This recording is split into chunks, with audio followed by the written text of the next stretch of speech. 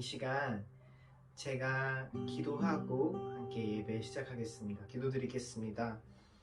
사랑의 아버지 하나님 감사합니다. 오늘도 부족한 우리를 자녀 삼아주시고 자녀라 부르신 주님, 우리가 살아가는 가운데 그 삶의 자리 가운데서 우리가 정말 그것이 예배가 되길 소망합니다.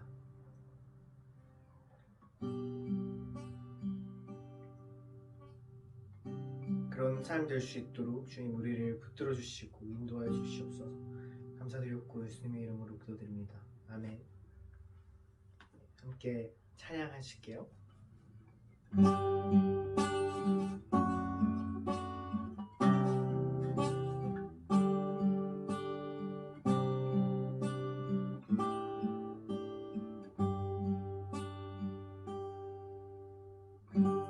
주님과 같이 내 마음 만지는 분은 없네. 오랜 세월 찾아 날 알았네. 내겐 주밖에 없네. 주님과 같이 주님과 같이 내 마음 만지는 분은 없네.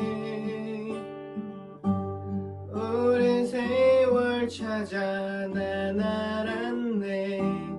내겐 주밖에 없네.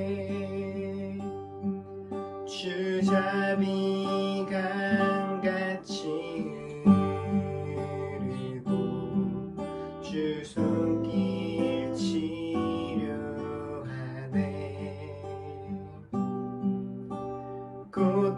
고통받는 자녀 품으시니 주밖에 없네. 주님과 같이 내 마음 만지는 분은 없네. 오랜 세월 찾아 난 알았네. 내게 주밖에 없네.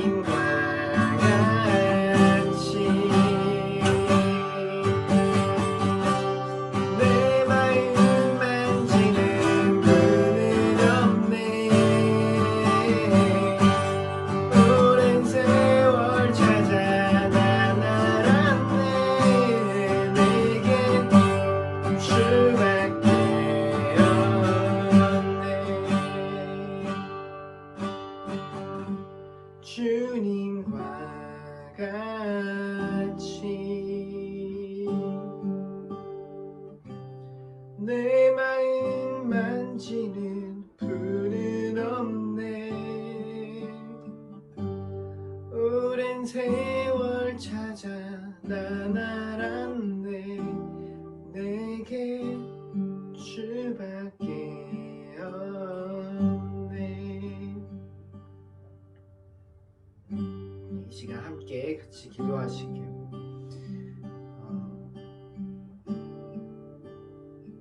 주님이 손길이 우리를 치료하시고 주님이 손길이 우리를 새롭게 하십니다.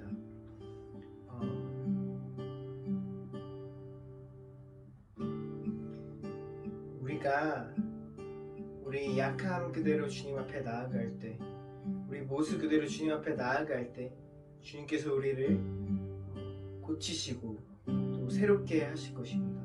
이 시간 함께 같이 기도할 때 우리 예배 시간 가운데 그 하나님 정말로 또 소망하고 또 하나님 정말로 이 시간 그 하나님의 임재를 경험하는 시간 되게 해주시고 그리고 또 예배를 통하여서 받은 은혜가 우리 삶 가운데 흘러갈 수 있도록 이렇게 예배를 위해서 함께 같이 기도드리겠습니다. 사랑의 아버지 하나님 감사합니다. 주님 오늘도 저를 자녀로 불러주셔서 주님 하나님 나라 가운데 불러주시면 감사합니다. 주님 우리가 이 삶을 살아가는데 주님 더욱 닮아갈 수 있도록 도와주시옵시고 인도해주세요. 또 우리를 고치시고 새롭게 하시는 주님의 그 소망을 믿으며 나아갈 수 있게 도와주세요. 예배 가운데 주님 함께 하셔서 주님 예배를 통해 우리가 하나님 더욱더 알아가고 그렇게 하나님에 대한 은혜가 우리 삶 가운데 흘러갈 수 있게 도와주시옵소서.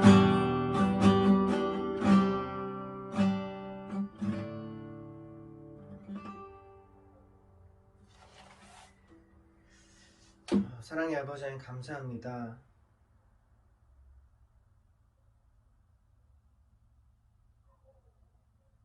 우리를 만지시고 새롭게 하시는 주님, 그 새롭게 하시는 분의 능력이 우리 삶 가운데 나타나서 우리 한 명 한 명을 새롭게 하고 또 우리가 있는 곳을 변화시키는 자들 되길 소망합니다.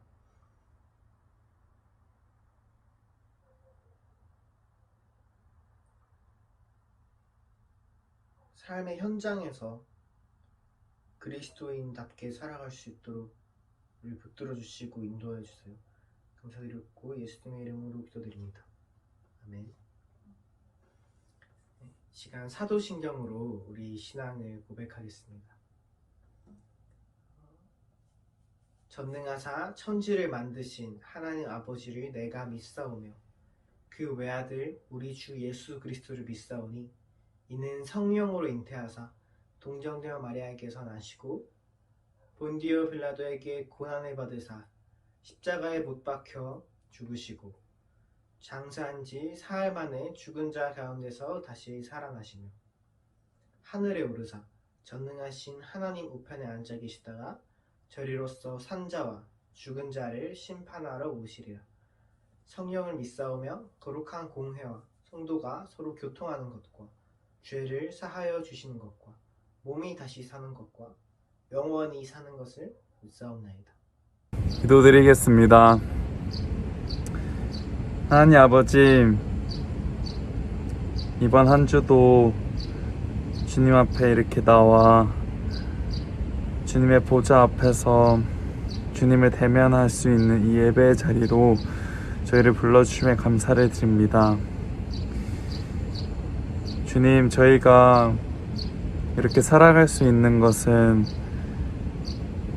정말 주님의 사랑과 은혜가 언제나 저희 안에 있기에 가능한 것임을 고백합니다. 늘 저희에게 힘을 주시고 저희를 붙들어 주심에 감사를 드립니다. 아버지, 요한계시록 말씀을 통해 다시 오시 예수님을 기대하게 하심에 감사를 드립니다. 구원과 영광과 존귀가 모두 어린 양 예수 그리스도께 있음을 저희가 고백합니다. 죄의 유혹 앞에서도 어린 양 예수 그리스도의 이름으로 싸워 이겨낼 수 있도록 인도하여 주시고 저희가 세상 끝날까지 주님과 함께 승리하여 정말 주님 얼굴을 마주하며 볼 수 있도록 저희를 끝까지 인도하여 주시고 저희가 승리의 면류관을 얻을 수 있도록 저희와 늘 함께 하여 주세요. 아버지, 저희 삶이 아무리 바쁘고 힘들더라도 생명의 말씀을 놓치지 않게 해주시고 늘 예수님 안에 거할 수 있도록 인도하여 주세요.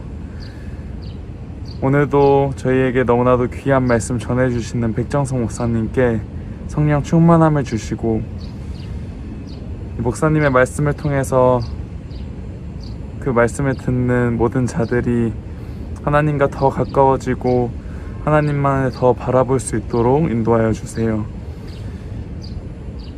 모든 것 감사드리며 예수님의 이름으로 기도드립니다.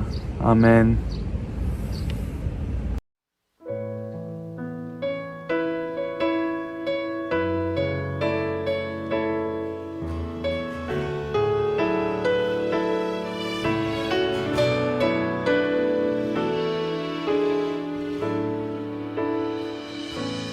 우리 보좌 앞에 모였네.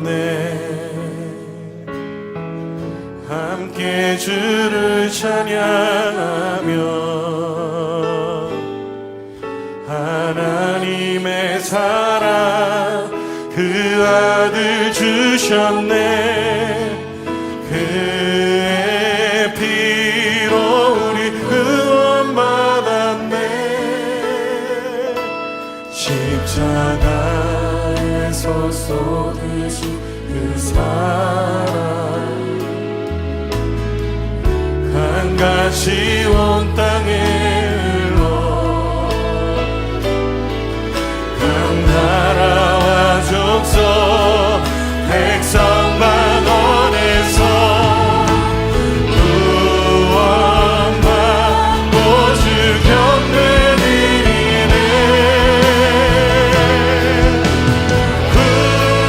구원하심이 보좌에 앉으신 우리 하나님과 어린 양께 있도다.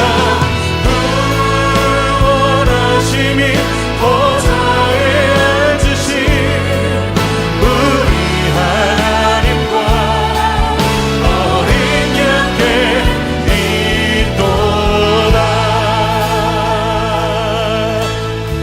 구원하심이 보좌 위에 어린 양께 있습니다. 여러분 믿으십니까? 우리 다시 한번 믿음으로 고백하며 나아갑시다. 우리 보좌 앞에 모였네. 함께 주를 찬양하며 하나님의 사랑 그 아들 주셨네. 그의 피로 우린 구원받았네.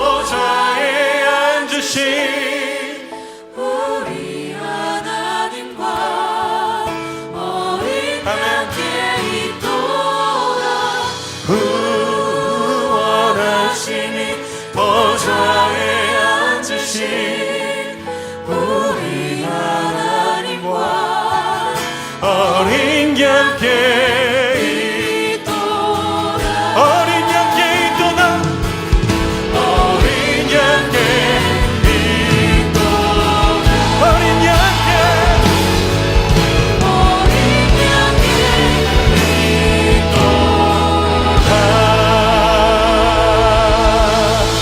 어린 양께 있도다 보좌에 앉으신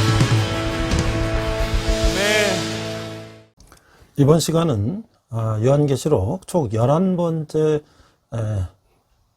차례에서 10번째 시간으로서 사탄의 패배라고 하는 제목으로 말씀을 나누고자 합니다. 오늘 본문은 요한계시록 19장 1절 말씀을 자막으로 함께 읽도록 하겠습니다.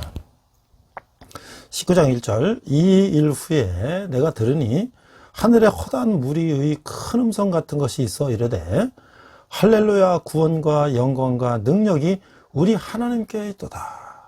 자, 그리스도의 신부는 올바른 행실로 단정한다. 지상에서 전쟁이 이루어지는 중에 하늘에서는 허다한 무리가 큰 음성으로 할렐루야를 연이어 외치고 있어요. 종말의 전쟁은 곧 심판이며 심판은 공의에 의한 것이기 때문에 공의로 심판하시는 하나님은 마땅히 찬송받으셔야 한다 라고 하는 것이죠. 이제 곧 어린 양의 혼인잔치가 열리게 되는데요, 교회는 빛나고 깨끗한 세마포옷으로 단장하고 잔치에 나가게 되는 것이죠. 이것은 하나님이 입도록 허락하신 성도의 옳은 행실이라고 하는 것이에요. 교회는 그리스도의 신부가 되는 영광과 복을 누리고 있어요. 이 잔치에 들어가려는 성도는 그리스도의 의에 힘입어 거룩한 삶을 살아야 하는 것이죠. 자, 그러면 19장 1절에서 5절을 보면 어린 양의 혼인잔치가 있어요. 19장 1절 자막을 보면서 함께 읽도록 하겠습니다.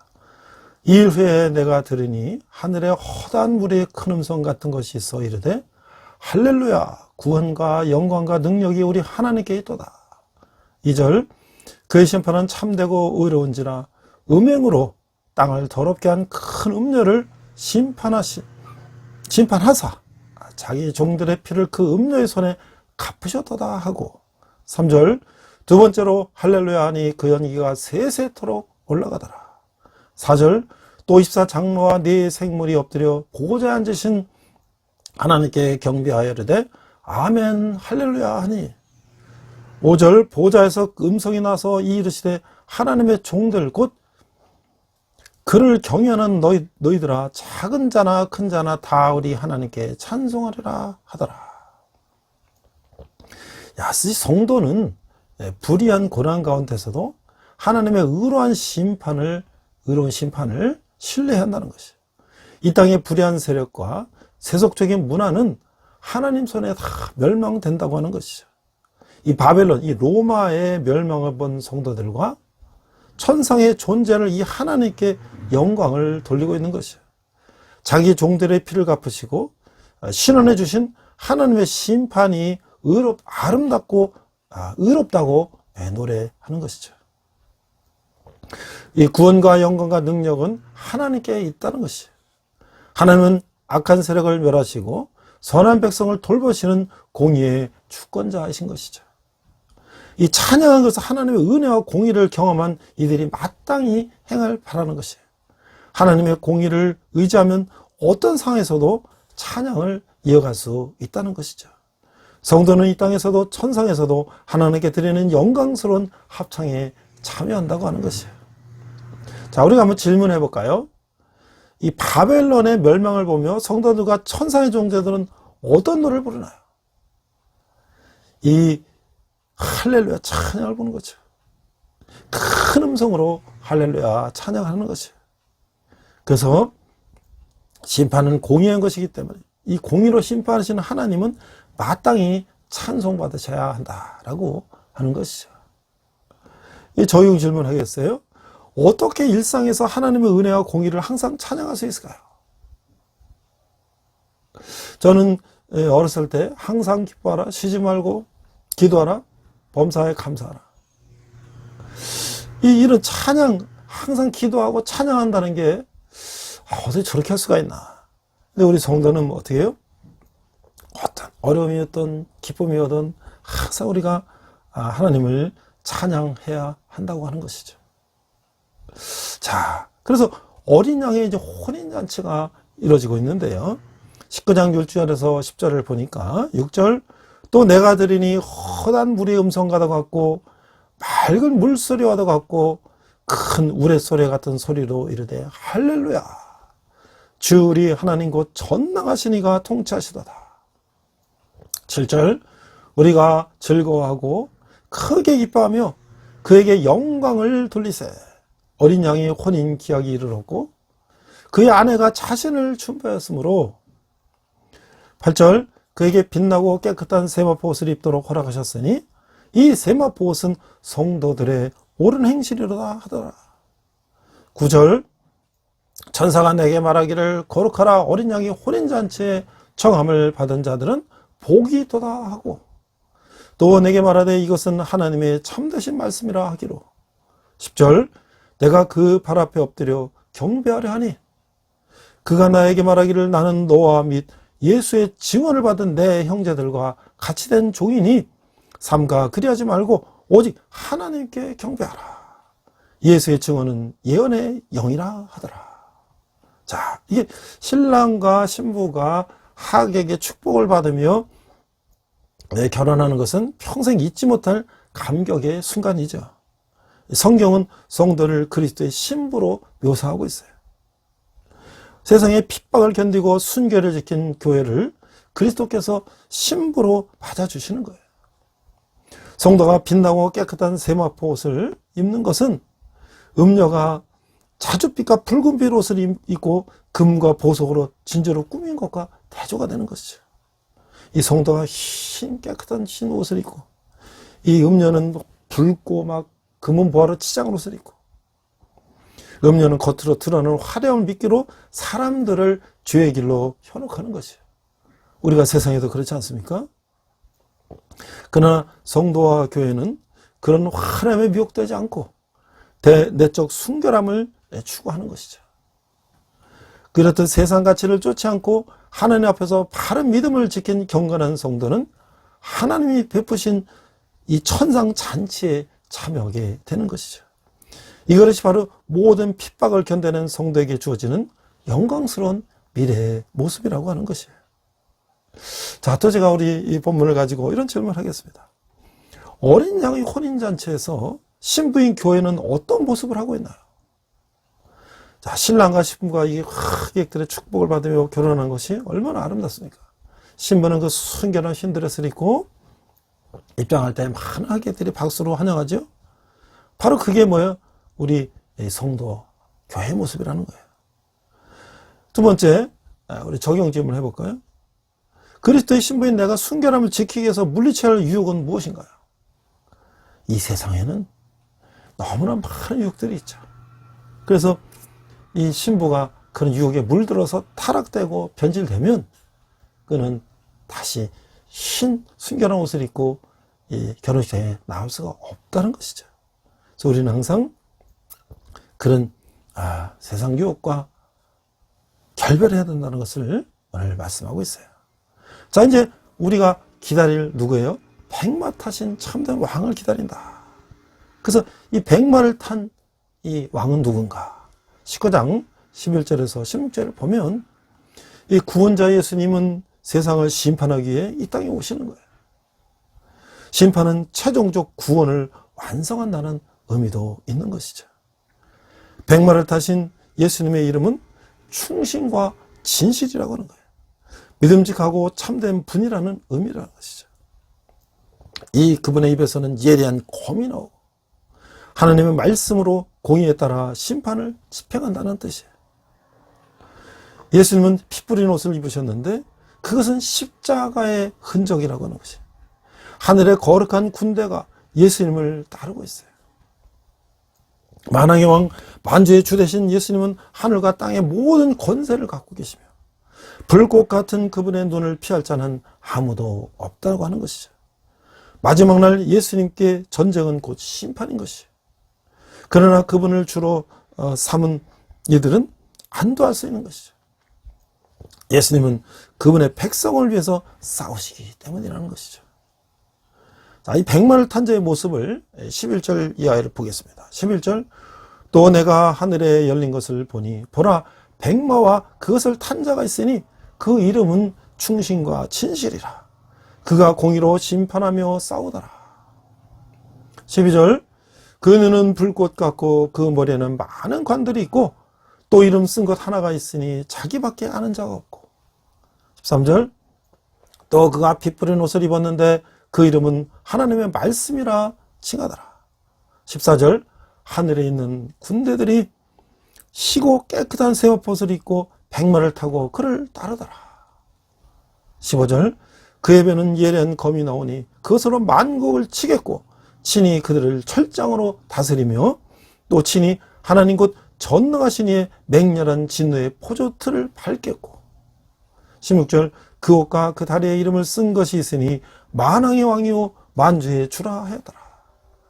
우리가 앞에서 이렇게 연기처럼 말씀을 읽어보니까 그 진노의 포도틀을 밟는다. 이 세상의 죄악진 사람들은 포도틀에 밟혀서 피가 철철 넘치는 것처럼 그렇게 되는 것인데 누가 바로 예수 그리스도께서 그렇게 하신다는 거야. 그러니까 부활하시고 승천하신 예수님은 어떤 모습으로 다시 오실까? 성경은 주님이 다시 오실 때 백마를 타고 오신다고 이제 기록하고 있죠. 이 주님의 승리를 상징하는, 백마는 항상 최고의 왕, 장군을 상징하는 거지 않습니까? 그분의 이름은 충신과 진실이라고 하는 것이죠. 주님은 진실하고 충성된 증인으로서 하나님 뜻을 따라 세상을 공의와 심판하는 일을 하신다는 거예요. 공의로 심판하신다. 또한 그분 이름은 하나님의 말씀이라고 하는 것이에요. 그분은 영원전부터 계신 말씀이라고 하는 것이죠. 그분의 또 다른 이름은 만왕의 왕, 만주의 주, 왕 중의 왕, King of Kings, Lord of Lords. 그분은 하늘과 땅의 권세를 가지신 분이라고 하는 것이죠. 영원한 왕은 로마 황제가 아니라 예수 그리스도라고 하는 것이죠. 그분의 옷에는 피가 묻었는데 이는 대적들을 심판하시는 과정에서 묻은 적들의 피라고 하는 것이죠. 주님의 재림은 그분의 백성에게는 기쁨의 날이요, 그분을 대적한 자에게는 공포의 날이라고 하는 것이죠. 자, 제가 또 이제 묵상 질문을 해볼까요? 이 하늘과 땅의 모든 권세를 가진 예수님의 모습은 어떤가요? 이 승천한 예수님은 어떤 모습으로 다시 올까요? 백마를 타신 모습으로 다시 오신다고 기록하고 있어요. 또 이 적용 질문을 해봅니다. 내가 생각하는 예수님의 권세는 어느 정도인가요? 그분이 또 다른 이름 만왕의 왕, 만주의 주라고 하는 것이에요. 그분은 하늘과 땅의 권세를 가지신 분이에요. 영원한 왕은 로마 황제가 아니라 예수 그리스도라고 하는 것이죠. 자, 그래서 이 백마를 탄 이 왕의 승리에 대해서 이제 또 19장 17절 이하 이렇게 말하고 있어요. 그래서 이 진노의 잔치가 이제 이루어지고 있는데 다시 오시는 그리스도는 짐승과 거짓 선지자를 심판하고 계십니다. 이때 짐승은 땅의 임금들과 군대를 모아 주님의 심판에 맞서 전쟁을 일으키지만 짐승과 거짓 선지자는 유황불이 붙는 불못에 던져지는 것이에요. 짐승은 적그리스도를 가리키고 거짓 선지자는 사람들을 이적으로 유혹해 짐승을 경배하게 만든 자들이라고 하는 것이죠. 이 짐승을 추종한 땅의 임금들과 군대도 진멸당해서 새들의 먹이가 된다고 하는 것이에요. 이처럼 그리스도를 대적한 자들은 비참하게 패배하고 한다는 것이죠. 이는 초대교회 성도들을 깨워서 행음하게 하고 우상을 섬기게 한 거짓 선지자들, 즉 니골라당과 발람의 교훈을 지키고 이세벨을 따른 자들이 받을 이 심판이기도 한다는 것이죠. 우리 과거의 이 열왕시대에 이런 아주 죄악을 저질렀던 그런 인물들이 어떠한 벌을 받았는지, 우리가 이세벨 같은 경우는 이 길바닥에 나가 떨어져 가지고 내장이 다 터지고 개들이 그걸 먹는 그런 심판을 당하지 않았습니까? 그래서 하나님의 큰 큰 잔치는 의인에게는 기쁨의 잔치요, 악인에게는 공포의 잔치가 된다고 하는 것이죠. 자, 17절 이하를 읽어보니까 또 내가 보니 한 천사가 태양 안에 서서 공중에 나는 모든 새를 향하여 큰 음성으로 외쳐 이르되 와서 하나님의 큰 잔치에 모여 18절 왕들의 살과 장군들의 살과 장사들의 살과 말들과 그것을 탄 자들의 살과 자유인들이나 종들이나 작은 자나 큰 자나 모든 자의 살을 먹으라 하더라. 19절 또 내가 보매 그 짐승과 땅의 임금들과 그들의 군대들이 모여 그 말 탄 자와 그의 군대와 더불어 전쟁을 일으키다가 20절 짐승이 잡히고 그 앞에서 표적을 행하던 거짓 선지자도 함께 잡혔으니 이는 짐승의 표를 받고 그의 우상에게 경배하던 자들을 표적으로 미혹하던 자라. 이들이 산채로 유황을 불붙는 못에 던져지고 21절 그 나머지는 말 탄 자의 입으로부터 나오는 검의 죽음에 모든 새가 그들의 살로 배불리더라.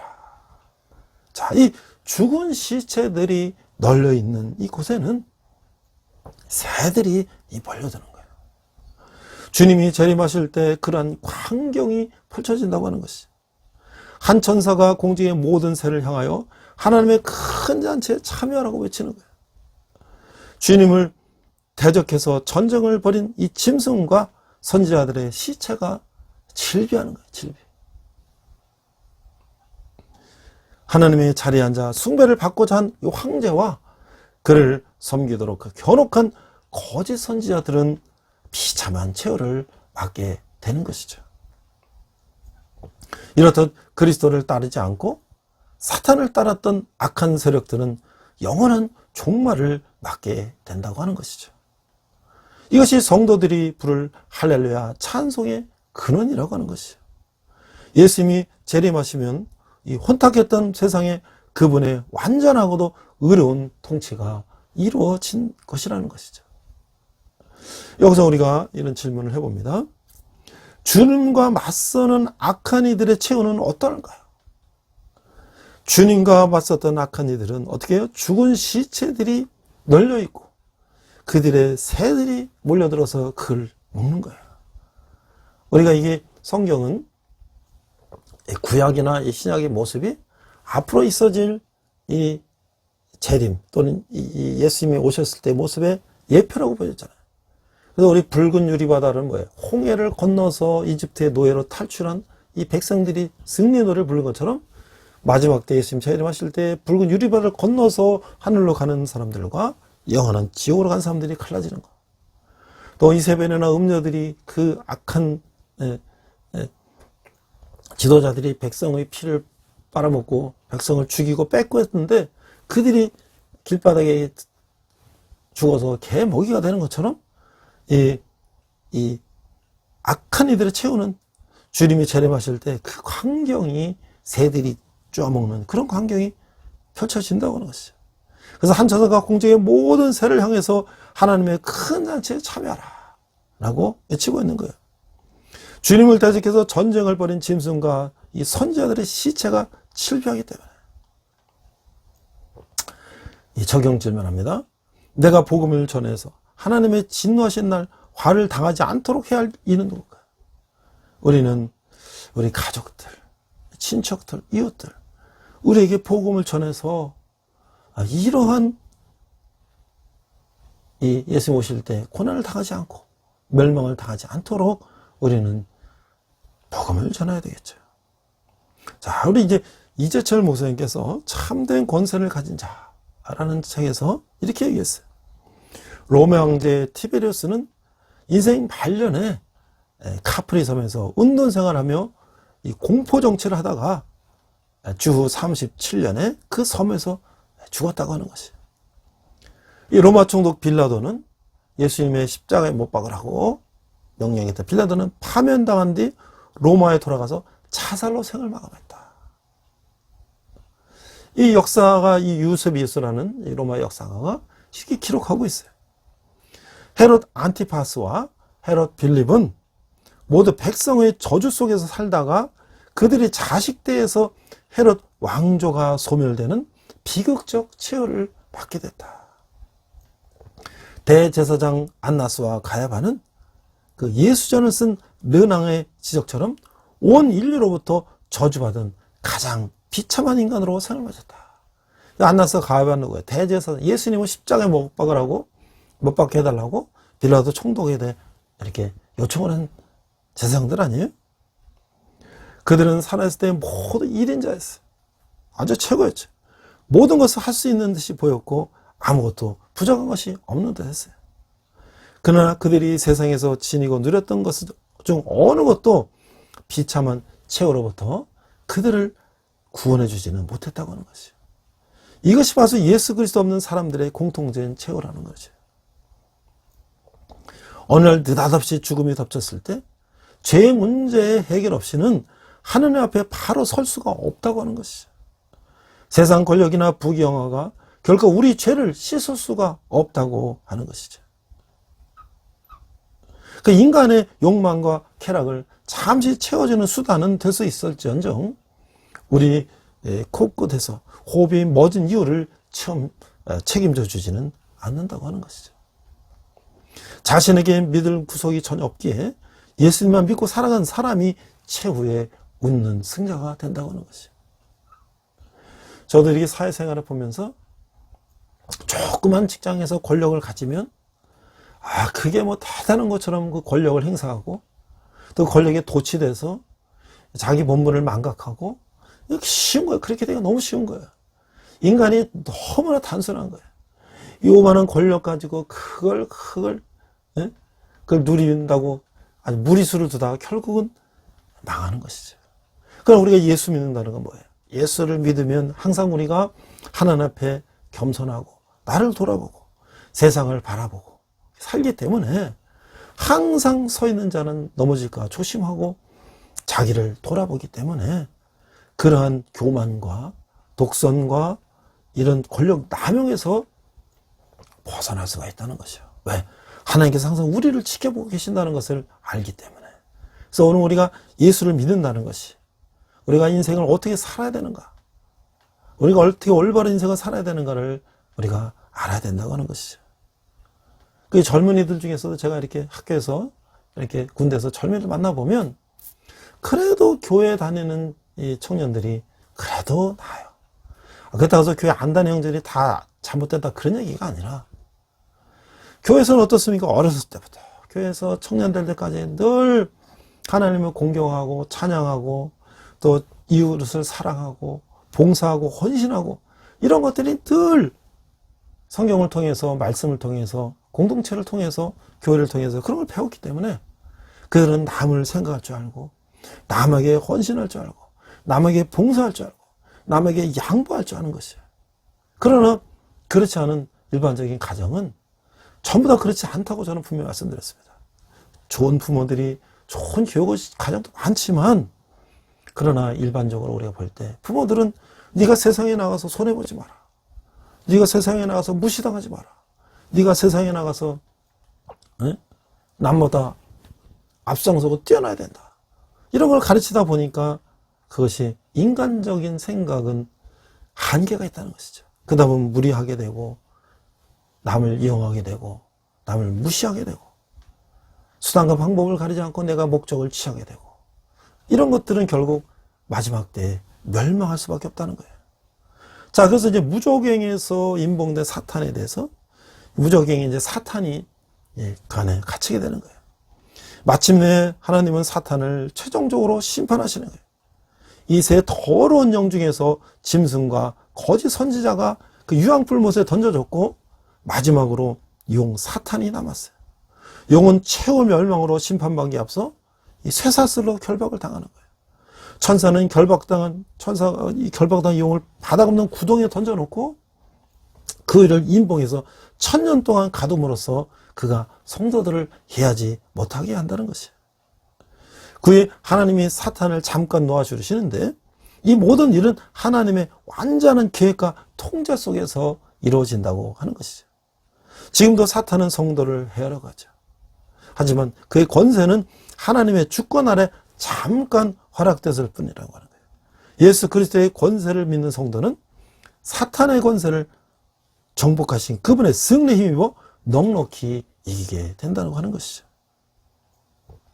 자, 그래서 이제 이 천년왕국을 보니까 1절, 또 내가 보매 천사가 무저갱의 열쇠와 큰 쇠사슬을 그의 손에 가지고 하늘로부터 내려와서 2절, 용을 잡으니 곧 옛 뱀이요 마귀요 사탄이라 잡아서 1000년 동안 결박하여 3절, 무저갱에 던져넣어 잠그고 그 위에 임봉하여 1000년이 차도록 다시는 만국을 미혹하지 못하게 하였는데 그 후에는 반드시 잠깐 놓이리라.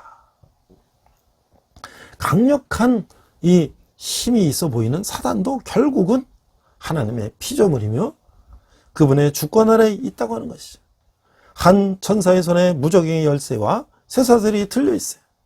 무저갱은 끝을 알 수 없는 깊은 구덩이를 말하는 것이. 천사가 이 사탄, 용과 옛뱀을 결박해서 사탄은 아담과 하와를 미혹시켜서 하나님과 멀어지게 한 후로 일관되게 같은 행위로 사람들을 미혹시켰던 것이죠. 천사가 사탄을 제압하고 무저갱에 던져 그 구덩이를 아무도 열 수 없도록 막아버리는 것이에요. 이로 인해 사탄은 1000년 동안 사람들을 미혹시키는 일을 할 수가 없게 된다고 하는 것이죠. 그러나 때가 되면 잠깐 나와서 풀려날 것인데 이는 하나님의 절대적인 주권으로 허용하시는 일이라고 하는 거예요. 그 목적은 구원 역사의 완성이라고 하는 것이죠. 자, 여기서 또 질문합니다. 용이 천사에게 결박당했다는 것은 무엇을 의미할까요? 용이 천사에게 결박당하는 뭘까요? 이 천사가 이 사탄, 용과 옛뱀을 결박하는 것은 그 아담과 하와를 미혹시켜서 하나님을 멀어지게 한 죄를 받는 것, 죄를. 사람을 미혹시켰던 그 죄를 받는 것이죠. 죄에 대한 벌을 받는 것이죠. 따로 적용 질문합니다. 여전히 사탄의 유혹과 공격 속에 있지만 승리할 수 있는 비결은 뭘까요? 이것은 뭐예요? 하나님의 절대적인 주권으로 이제 우리가 하나님의 의지하고 하나님 뜻을 따른 자들은 이제 승리할 수 있다고 하는 거예요. 오직 예수 그리스도, 우리가 삼일째 하나님을 따르는 것이 결론이라고 하는 것이죠. 자, 이제 첫째 부활에 참여하는 자 20장 4절에서 6절을 보니까 이제 그리스도와 왕 노릇하는 교회를 말하고 있어요. 이 사탄이 결박되어 있는 동안에 승리하신 그리스도와 함께 천년 왕국을 다스릴 자들이 있다. 이 본문은 특별히 예수님을 증언하고 하나님의 말씀을 전하다가 순교당한 사람들, 핍박에 굴하지 않고 신앙을 지켜 짐승과 그 유상에게 경배하지 않은 자들을 말하고 있는 거예요. 이들은 예수님이 재림하실 때 먼저 부활해서 하나님, 사탄이 결박되어 있는 동안 승리하신 그리스도와 함께 천년 왕국을 다스리는 자들은 이 하나님의 말씀을 전하다가 순교당한 사람들, 핍박에 굴하지 않고 신앙을 지켜 짐승과 그의 우상에게 경배하지 않은 사람들을 말하고 있는 것이에요. 이들은 예수님이 재림하실 때 먼저 부활해서 하나님의 제사장이 되어서 그리스도와 함께 왕노릇하는 영광을 누린다고 하는 것이죠. 사탄에 넘어갔던 나라가 그리스도의 나라로 회복되는 것이죠. 첫째 부활에 참여한 자는 복되고 거룩하는 거예요. 불신자들은 심판받아 영원한 죽음에 들어가지만 이들은 보좌에 앉아 세상을 심판하는 권세를 받기 때문인 것이죠. 세상의 유혹과 핍박을 이기고 믿음을 지킨 사람들에게는 영광이 예배되어 있다는 것이죠. 자, 4절 보니까 또 내가 보좌들을 보니 거기 앉은 자들이 있어 심판하는 권세를 받았더라.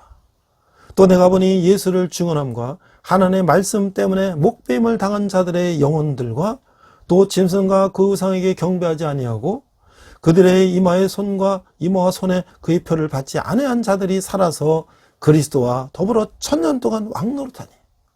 5절, 그 나머지 죽은 자들은 그 1000년이 차기까지 살지 못하더라. 이는 첫째 부활이라. 6절, 이 첫째 부활에 참여하는 자들은 복이 있고 거룩하도다. 둘째 사망이 그들을 다스리는 권세가 없고 도리어 그들이 하나님과 그리스도의 제사장이 되어 1000년 동안 그리스도와 더불어 왕노릇하리다. 이 얼마나 감격스러운 장면일까요? 영광스러운 장면일까요? 그 주님을 믿기 때문에 고난을 당한 성도들은 반드시 하나님께서 기억해 주신다. 사탄이 결박되고 일정 기간 안식기가 주어질 때 예수님에 관한 이 증언과 하나님의 말씀 때문에 순교한 자들 및 그 세속 가치관에 무릎 꿇지 않은 자들이 부활할 것인데, 그리고 그리스도와 함께 1000년 동안 동차하게 된다. 이 첫째 부활에 참여한 자들을 둘째 사망의 권세가 다스리지 못한다. 둘째 사망은 뭐예요? 불못, 이런 지옥에 빠지는 거죠. 이제 죽음과 저주가 성도들에게 더는 영향을 끼칠 수가 없다고 하는 것이. 고난과 핍박 가운데서도 예수님을 저버리지 않은 성도는 그리스도와 더불어 1000년 동안 다스리게 되는 거예요. 그리스도와 함께 하나님의 뜻을 따라 세상을 다스리는 일은 성도가 누릴 수 있는 최고의 영예라고 하는 것이죠. 여기서 한번 질문합니다. 이 보좌에 앉아 심판하는 권세를 받은 이들, 즉 첫째 부활에 참여하는 누굴까요? 그들은 예수를 믿기 때문에 고난하는 사람들, 순교한 사람들. 이런 사람들은 예수님과 함께 1000년 동안 통치한다. 이 적용 질문해 볼까요? 신앙의 정결을 지키기 위해 지금 돌이켜야 하는 마음과 행동은 어떤 것일까요? 내가 신앙의 정결을 지키기 위해 지금 그 신앙의 정결을 지킬 때 내가 불리하고 핍박을 당하고 고난을 당할지라도 우리는 예수님 다시 오실 때 그 영광스러운 자리에 설 것을 우리가 미리 안다면 그러한 이단이나 그런 예수 핍박받는 것을, 예수를 믿음으로써 핍박받는 것을 우리가 겁내지 말고 우리가 승리할 수 있다고 하는 것이죠. 그래서 이제 영원한 이 멸망을 이야기했는데요. 이제 최후의 전투가 벌어지는 거예요. 20장 7절에 10절 보니까 이제 사탄이 하나님의 최후 심판을 받아 영원히 멸망할 때가 되었다는 거예요. 사탄을 상징하는 옛뱀 이 용은 1000년간 결박을 당했다가 감옥에서 잠시 풀려나게 되는데, 사탄은 그때를 틈타서 예전에 사람들을 속였듯이 그리스도보다 자신에게 복종하는 것이 더 낫다고 사람들을 다시 또 속이는 거예요. 또 그리스도와 그 나라를 대적하기 위해서 온 세상 나라에서 바닷가에 모래같이 많은 군대를 모아 하나님들이 백성들이 살고 있는 성을 공격하고 하게 된다는 거예요. 하지만 하늘에서 불이 내려와 그들을 태우고 그들을 미혹하게 했던 마귀는 불과 유황못에 던져져 영원토록 끊임없이 고통을 받게 된다는 것이죠.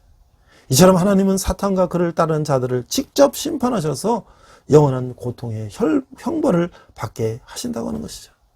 그래서 우리 7절 이하 그 말씀을 통해서 확인해 보겠습니다. 7절, 1000년이 참에 사탄이 그 옥에서 놓여.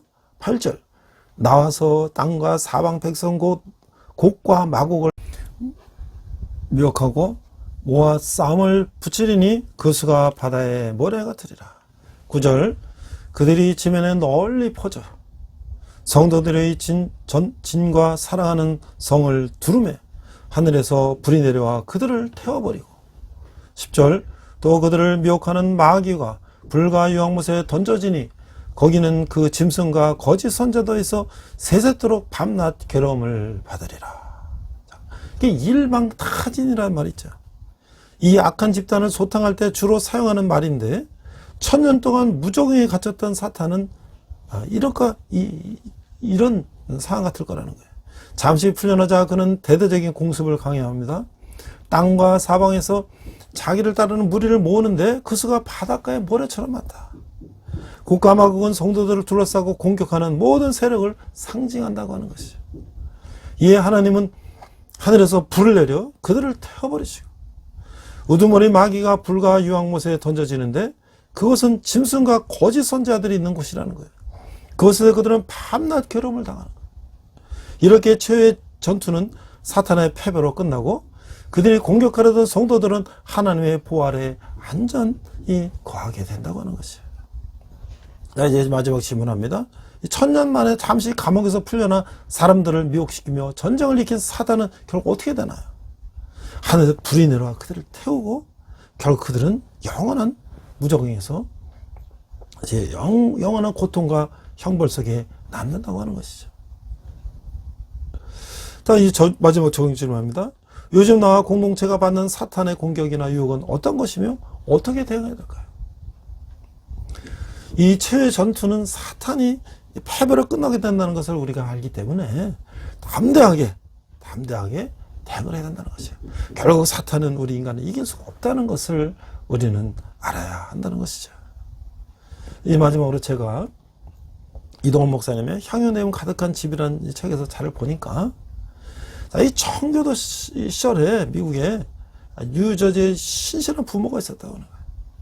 아들이 10살일 때 암으로 시한부 판정을 받은 아버지는 어린 아들이 어머니와 단둘이 인생의 경랑을 헤쳐나가야 함을 안타깝게 여겼어요. 아버지는 자기 생명이 얼마 남지 않았음을 알고 아들에게 편지 21통을 써서 우체국에 맡기면서 자신이 세상을 떠난 후 1년에 2번씩 6개월 간격으로 배달해 달라고 특별히 부탁을 했다는 거예요. 그리고 마지막 편지는 아들이 결혼할 때 전해달라고 아내에게 맡겼어요. 아들은 20세가 될 동안 1년에 2번씩 꼬박꼬박 아버지로부터 편지를 받았어요.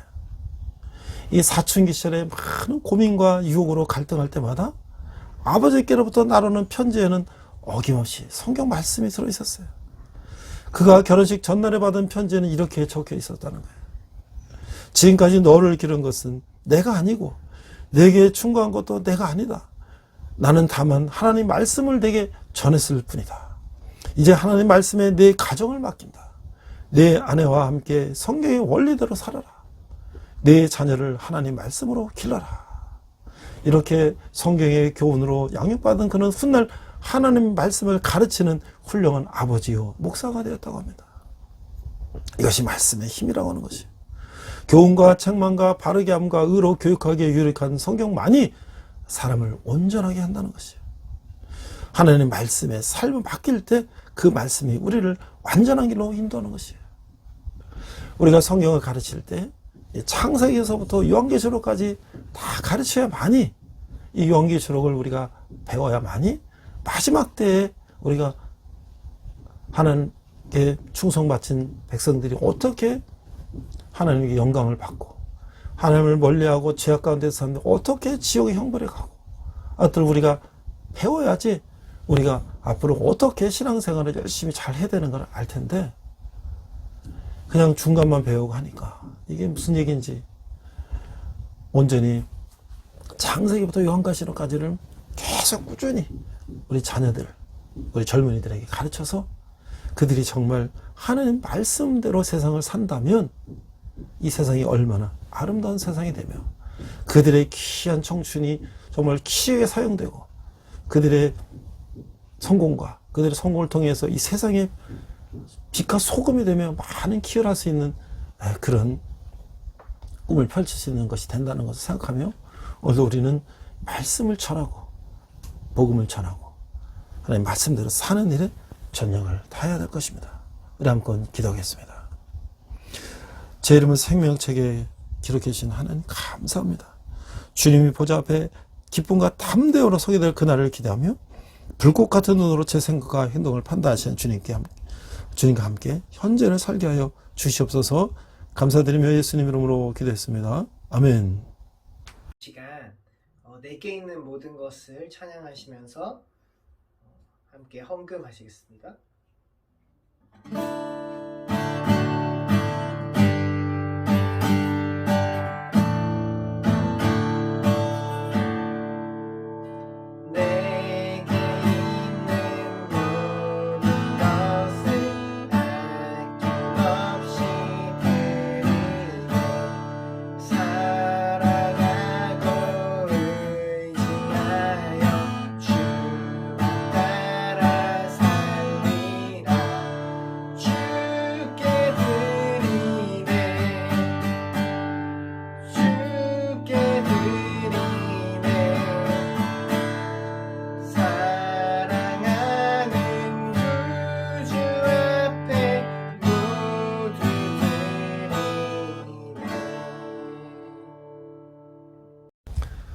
이제 코로나도 많이 잠잠해지고 이제 많은 사람들이 바깥으로 이제 나가는 그런 때가 됐습니다.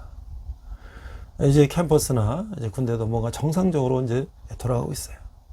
그러나 우리 많은 교회들이 아직 이 코로나로 인하여 이제 온라인 예배하고 또 이제 교회를 안 나가는 게 습관이 돼서 어른들은 다시 교회 나가는데 젊은이들은 이제 안 나가는 습관이 돼서 교회 젊은이들이 점점 더 그렇지 않아도 줄어들었는데 점점 어렵다는 거예요.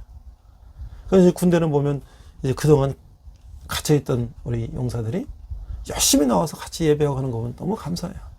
근데 학교는 아직도 이제 다음 학기 좀 돼야지 정상적으로 예배가 진행이 될 텐데, 저는 이제 매월 첫째 주에 여러분에게 선포합니다. 우리 청년 선교를 위해서 우리가 후원하자. 그래서 여러분이 한 달에 10,000원씩만 자동이체해서 후원하신다면 10명이 보면 10만 원이 되고, 해서 그것을 우리 청년들, 군대에 있는 청년들, 대학에 있는 청년들, 군대에 있는 청년들의 빵도 사주고, 또 대학에 있는 청년들의 붕어빵 만드는데 또 지원도 하고 말이죠. 청년들이 주님께 돌아오는데 여러분의 헌금이 필요합니다. 여러분들 한 달에 10,000원씩만, 우리가 10,000원씩은 커피 한 잔, 두 잔 먹는 값이니까 헌금할 수 있죠. 한 사람에 10,000원씩만 청년을 해서 우리가 후원해 주시기를 부탁을 드립니다. 우리 한번 기도하고 축도로 마치겠습니다. 하나님 아버지 은혜를 감사합니다. 저희가 적은 재물을 주님께 드렸습니다. 이 예물이 쓰는 것마다 주의 영광이 나타나게 하시고, 특별히 청년들이 주님께 돌아오는데 키 사용되게 하여 주시옵소서. 지금은 우리 주 예수 그리스도의 은혜와 하나님 아버지의 극진하신 사랑과 성령님의 감화감독 역사하심이, 이 사탄의 멸망과 또 우리 순교했던 예수 믿고 핍박했던 모든 사람들이 영광받는 그 모습을 보며 우리가 그 길을 따라가기로 다짐하는 온라인 예배를 드리는 모든 성도들 위해, 열방의 백성들과 선교사님 위해, 특별히 북한에서 고통받는 북한 동포들 위해 지금부터 영원토록 함께 하시기를 간절히 축원합나이다. 아멘. 우리 함께 선한 능력으로 찬양하시면서 한 주간 승리하시기 바랍니다. 우리 이 시간 선한 능력으로 함께 찬양하시면서 결단의 시간 갖겠습니다.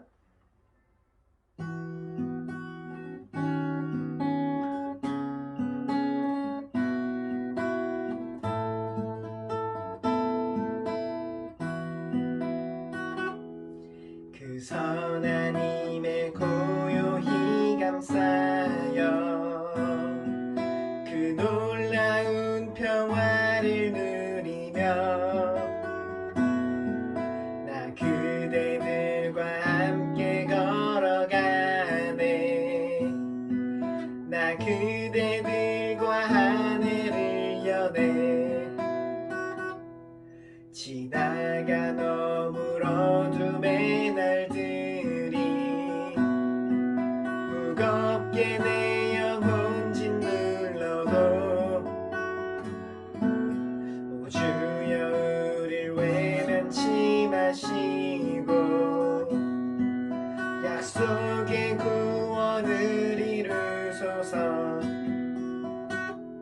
그 선한 힘이 우릴 감싸시니 믿음으로 일어날 일 기대하네. 주 언제나 우리와 함께 계셔. 하루 또 하루가 늘 새로워. 주께서 밝히신 작은 촛불이 어둠을 헤치고 타오르네. 그 빛에 우리 모두 하나 되어 온 누리에 비추게 하소서. 그 선한 힘이 우릴 감싸시니 믿음으로 일어날 일 기대하네. 주 언제나 우리와 함께 계셔. 하루 또 하루가 늘 새로워. 이 고요함이 깊이 번져갈 때 저 가슴 벅찬 노래 들리네. 다시 하나가 되게 이끄소서.